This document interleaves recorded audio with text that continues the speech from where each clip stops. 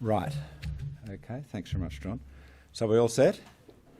Okay, well, thank you very much. I'm announcing that the Finance Minister and I have, with the approval of the Cabinet, appointed Dr Ziggy Switkowski to the board of the NBN Co as Chairman, and I can also announce that he has been appointed Executive Chairman of the NBN Co, pending the appointment of a Chief Executive Officer to replace Mr Michael Quigley. As you may know already, we've received offers of resignation from 5 of the 7 NBN co-directors. I think I announced that a little while ago, and we've received 1 resignation. We've accepted 4 of those offered resignations, but have asked Dr Kerry Schott and Ms Alison Lansley to continue serving on the board. So the board at present is a board of 3, Dr Switkowski, Dr Schott and Ms Lansley. The government intends to nominate additional non-executive directors to the board shortly. I want to thank, on behalf of the government, all of the outgoing directors, and in particular Mr Quigley, the retiring Chief Executive, and Ms Siobhan McKenna, the retiring Chairman, for their leadership and service to the company, often in very difficult circumstances, and for the professionalism and courtesy with which they have helped manage this transition. Now, in addition to this, we have announced today the commencement of the strategic review of the company. This, as you know, is part of our policy. The terms of reference are set out here. In a nutshell, however, the terms of reference will tell all of the Australian people and the government, the shareholder of the company, what the status of the project is at the moment, how much it is going to cost and how long it will take to complete it on the current plan, or the Labor government's plan of a 93% fibre to the premises model. What savings, both in cost and time, can be made to the project if variations are made to the current plan, such as an increased use of fibre to the node as we'd set out in our policy. And this will then give us the information, the context in which to make decisions about this project. The government is very committed to the national broadband network. We are determined to see a national broadband network completed sooner, cheaper and more affordably for consumers. In appointing Dr Switkowski to the board as chairman, we have appointed one of the most experienced telecom executives in Australia, someone who has been the chief executive not just of Telstra but of Optus as well, a very distinguished company director and chairman since he left Telstra. So Dr Switkowski is an outstanding Australian business leader, and we have every confidence that as chair, initially as executive chair and then after the appointment of a full-time CEO as non-executive chair, he will be part of the new leadership team, the chair of the new leadership team that will ensure the NBN Co project is restored to health and progresses in a cost-effective manner that, as I've said before, will ensure the national broadband network completed sooner, cheaper in terms of cost to the government and more affordably for consumers. So tell me, Mr Turnbull, how are you going to, can you just outline the process for finding a replacement to Mr Quigley? Is that a matter for the NBN, or will the government be involved in, as an international headhunting firm, or how's that working? There has been a headhunting firm engaged already by the company, and the appointment of the chief executive is one made by the company in consultation with the government. Minister, today's revelations about Latent Holdings, they have about $1.5 billion of contracts relating to the NBN.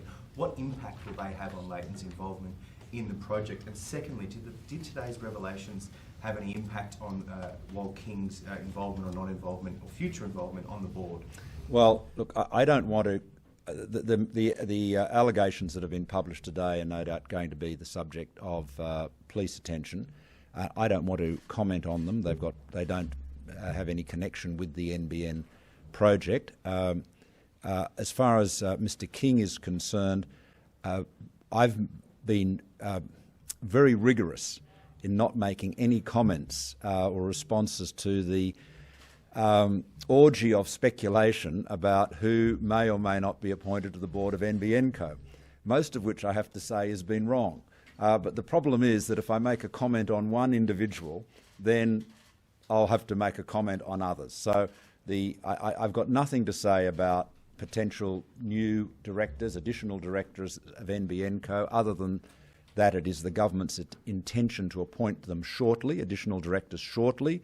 And as you can imagine, we're going through a very careful and methodical process of looking at various candidates for these important roles. But his name, Mr. King's name's out in the public domain. Can you So are many other people's names. Can you say that he's categorically not going to be appointed? I'm not going to make any comment on any individual. There are so many, because if I comment on Mr. King, then you'll ask me to comment on any of the other half a dozen or more people that have been filling up the Financial Review most days.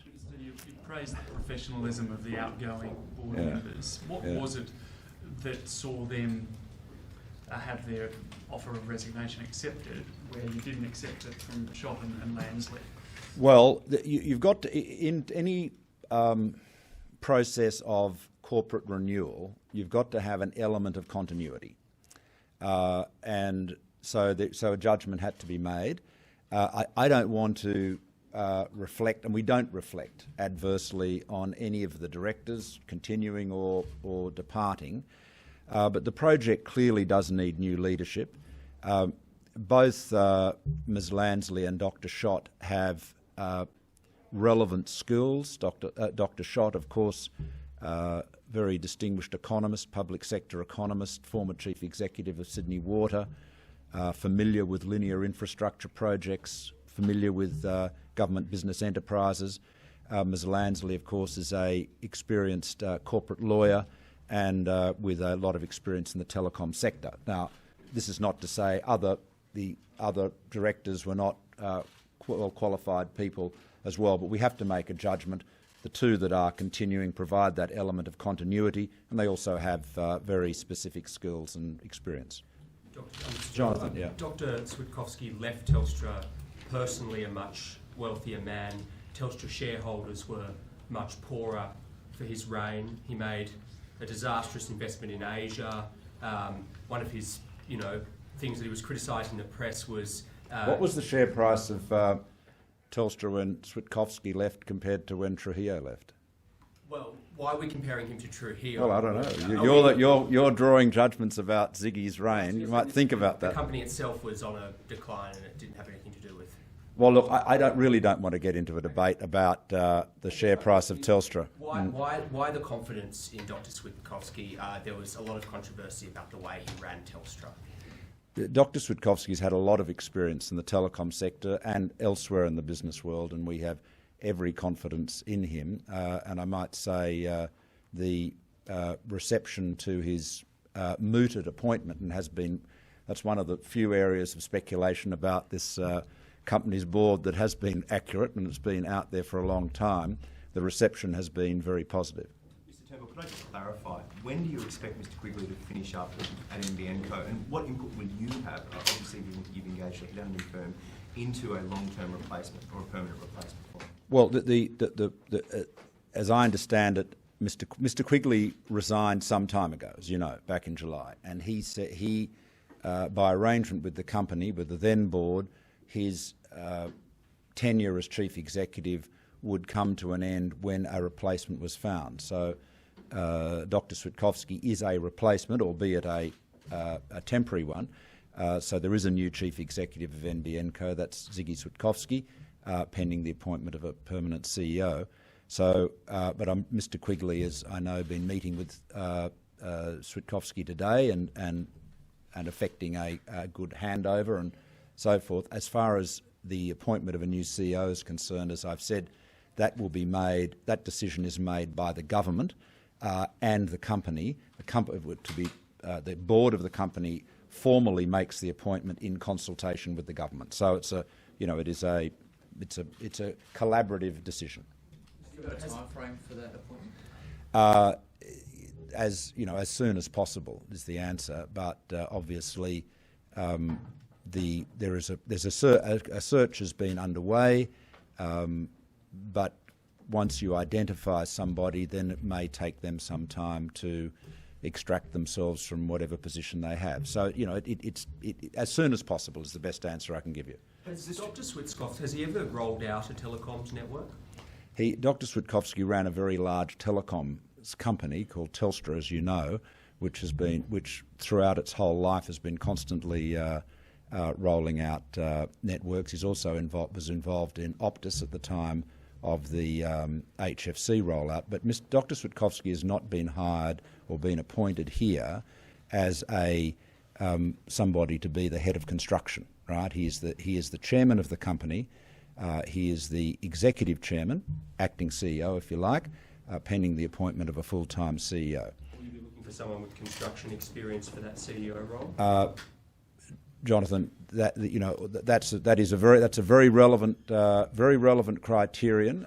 Linear infrastructure is what this is all about, and that is a specialised area. It's while all infrastructure experience is valuable, linear infrastructure of this type is different to, say, building a dam or a office building. Just have one more, if that's okay. In terms of the strategic review, why have the NBN Co priced the cost of Labor's former plan, which you've put at sort of around $94 billion, Labor I think estimated it as low as $37 billion. Why have the company look at that plan, given that your policy is very clear about fibre to the node? Is there some chance that you could review some elements of implementation?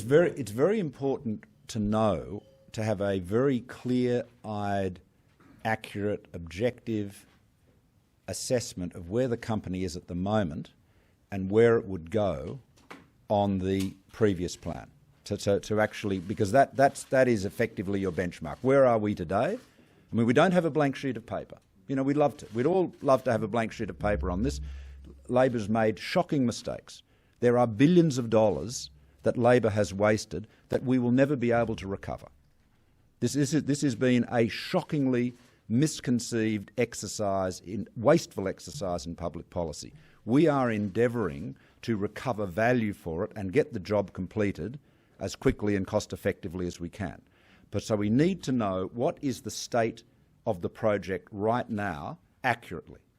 We then need to know what the real trajectory of it would be were the previous policy settings to be kept in place. And then we need to know what are our options for making it more cost effective, finishing it sooner, making it more affordable for consumers, making it less expensive for taxpayers. So that's that's the first thing that we've got to do. That is the most urgent priority. And the reason that we've asked the board to do it, or the company to do it, and of course it'll be substantially a new board and there'll be a lot of new management there as well, no doubt, is that we want the company to own it.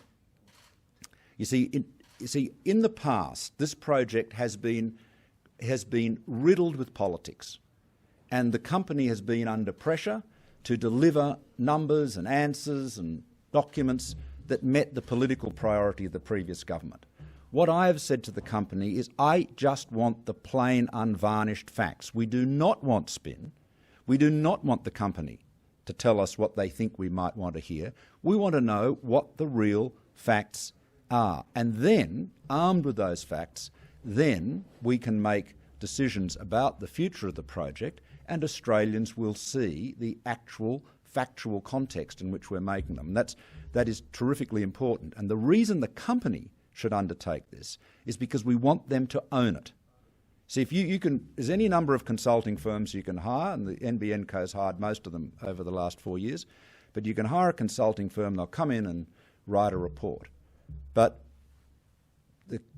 the directors, the executives may have no sense of ownership of it. They may, it's just something that's descended from outside. It's really important that the directors and the management own this. They should get advice from experts, inside the company, outside the company, sure. But they've got to, at the end of the day, be able to say to the government as shareholder, this is where we honestly, genuinely, objectively, soberly believe this project is right now. This is where it was going to go under the previous policy, and here are some options to have a more cost-effective outcome. I understand all that, Mr. Turnbull. What I'm trying to nail down is you're saying, I mean, it sounds like you're saying there's room for a change in the parameters of the fibre to the node network pending the review by the company of the current So plans. you're saying that we're open-minded about, you're asking me whether I'm open-minded about technology. Look, I am not Stephen Conroy, okay? I view this technology issue objectively.